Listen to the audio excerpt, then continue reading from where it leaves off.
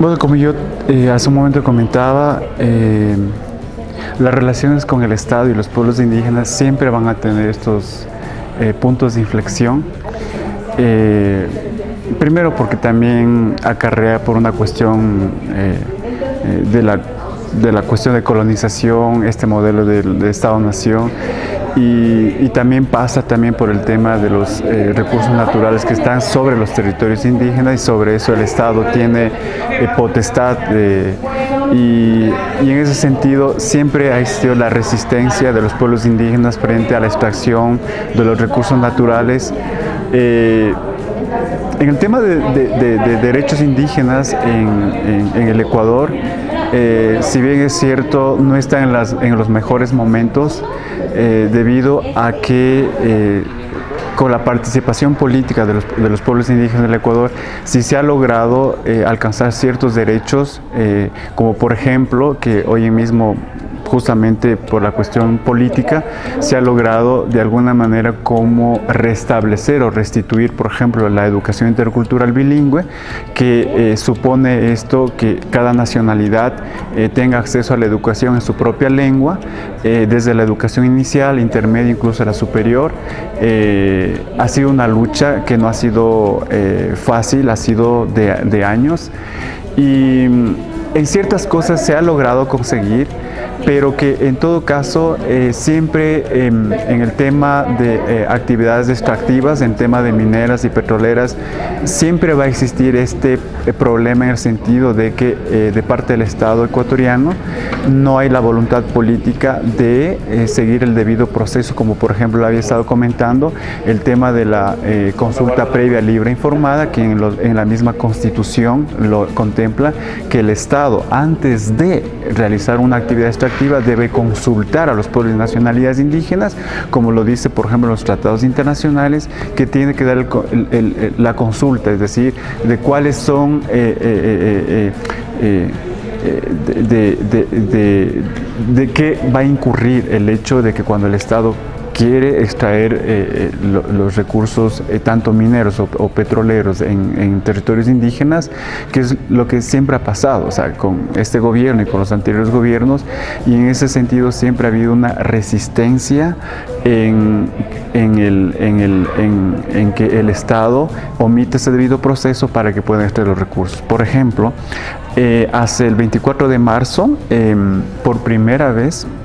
se fue a consulta popular si realmente una parte de la población, tanto indígena como campesina y no indígena,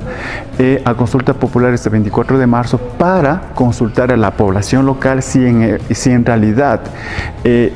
la minería tenía que ser extraída por el gobierno ecuatoriano, o sea, era sí o no a la actividad extractiva, y en su mayoría, casi en el 80, el 90% ha dicho no a la actividad minera. Y claro, entonces esta consulta es de carácter vinculante obligatorio para el Estado ecuatoriano,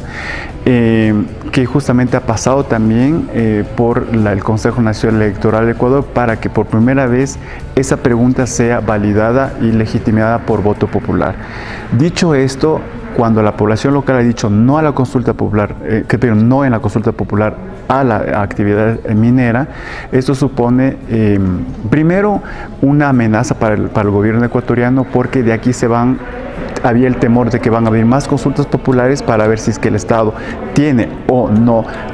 la posibilidad de extraer o por lo menos desarrollar la actividad minera o petrolera. Entonces, dicho esto, hay una serie de preocupaciones de parte del Estado ecuatoriano, porque están obviamente llegando las acciones de protecciones de las organizaciones indígenas. Hace un mes, por ejemplo, la comunidad guaraní presentó una medida de acción de protección que por primera vez, y histórico en el Ecuador, falló a favor de que no se puedan concesionar actividades a empresas petroleras en territorios indígenas, en la Nacional Guaraní. Entonces, Claro, frente a eso, el Estado también, el gobierno ecuatoriano también está firmando decretos, es decir, jugando ya a nivel de estrategias jurídicas para dejar insubsistente estas acciones de protección.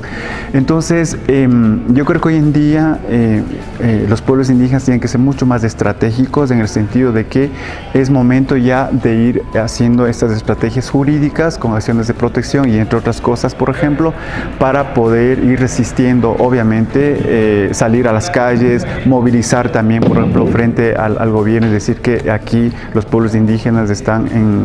en lucha para poder resistir frente a las actividades y a la amenaza que eso implica, no solamente el tema del medio ambiente, sino otra parte sociocultural también que está bajo en riesgo, porque cuando va una actividad extractiva,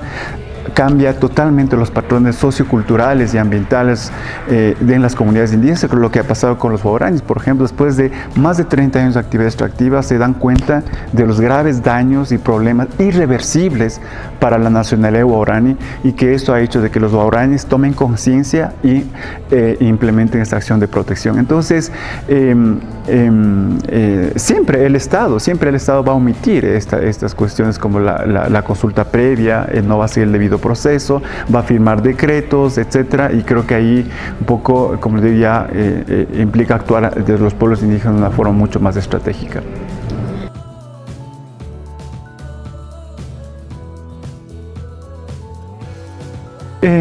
Como yo te digo, las luchas indígenas no han sido fáciles y ningún gobierno nos ha dado porque sí, porque son pueblecitos indígenas y las vamos a dar. No ha sido fácil, ha sido bien difíciles, y de la restitución de la educación territorial bilingüe ha sido precisamente de que las mujeres indígenas y que los indígenas han tenido que marchar desde la Amazonía caminando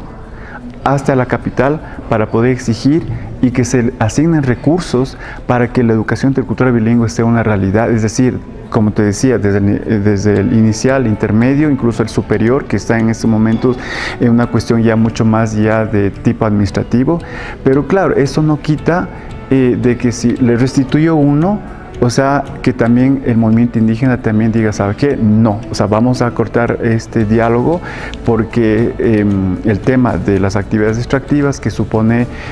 serias vulneraciones a los derechos indígenas, como lo dice, por ejemplo, en los tratados internacionales que tienen que ser consultados y que el Estado siempre omite, yo creo que lo uno no quita lo otro, es decir, si ha habido la voluntad política de que en realidad la educación intercultural bilingüe no afecta mucho al Estado ecuatoriano. ¿Por qué? Porque eso obviamente implica destinar recursos que vienen desde las arcas del Estado para poder garantizar el derecho a la educación en su propia lengua a las comunidades indígenas. Obviamente esto hace de que para las comunidades indígenas el movimiento indígena sea primero positivo, porque eso nos va a permitir fortalecernos como movimiento indígena a poder manejar en nuestra propia lengua, y después de 30 años que tenemos indígenas profesionales que justamente van a incorporarse para dar cátedra en temas indígenas concerniente al tema de saberes ancestrales y entre otras cosas. O sea, como le decía, sí, o sea, el tema más sensible y polémico es el tema sobre la gestión de los recursos naturales, sobre los territorios indígenas, y sobre todo que siempre ha habido una tensión en el sentido cuando el movimiento indígena plantea sobre la autonomía de los territorios y el usufructo de los recursos naturales, es donde realmente el Estado siempre se ha sentido incómodo, porque el movimiento indígena nos está pidiendo como que la autodeterminación sobre la parte administrativa y la gobernabilidad sobre los territorios indígenas, y que eso es la lucha hacia donde van el movimiento indígena, es decir, ya nos reconocieron el territorio, pero nosotros queremos gestionar y administrar sobre esos territorios, sobre los recursos que se encuentran ahí, y es donde realmente el Estado se opone totalmente a que no deben administrar los recursos naturales, sino es el Estado quien tiene que hacerlo. Entonces, en ese sentido siempre ha habido, como te digo, y seguirá habiendo, será una lucha que tomará mucho más tiempo hasta que los pueblos indígenas podamos tener una autonomía en la gestión del territorio.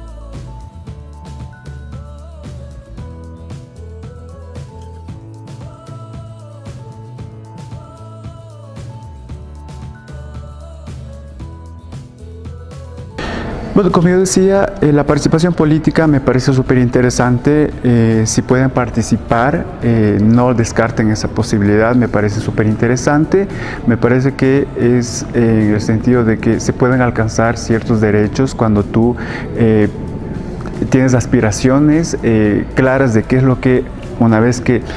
logres tener un escaño de participación política, sea en la Asamblea Nacional o como en gobiernos seccionales, me parece súper interesante de que se puedan incidir en ciertos avances de derechos para garantizar a la población LGBTI o en el tema de los derechos indígenas, me parece súper interesante. Pero sin embargo, no hay que descuidarse en el caso de las personas indígenas, que son parte de las diversidades sexogenéricas. Es importante no olvidarnos, como le digo, las democracias desde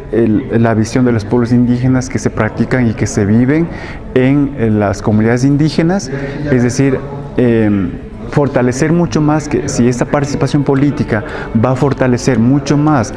a las comunidades indígenas,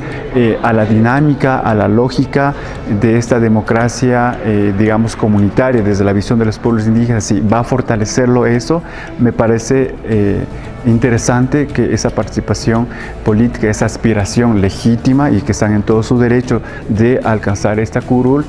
se lo puede hacer, me parece interesante, me parece súper estratégico, pero es importante que tengamos también una visión, un proyecto de qué es lo que queremos nosotros incidir a través de este mecanismo de participación política en cualquier niveles de gobierno. Sin embargo, pero es importante siempre y cuando esto fortalezca a las comunidades indígenas desde el territorio, desde las comunidades indígenas, porque si bien es cierto, como te digo, el movimiento indígena sobrevivido por años y centurias es precisamente por su proceso organizativo. Eso es su fortaleza, lo colectivo, no lo individual. Entonces, si la participación política va a fortalecer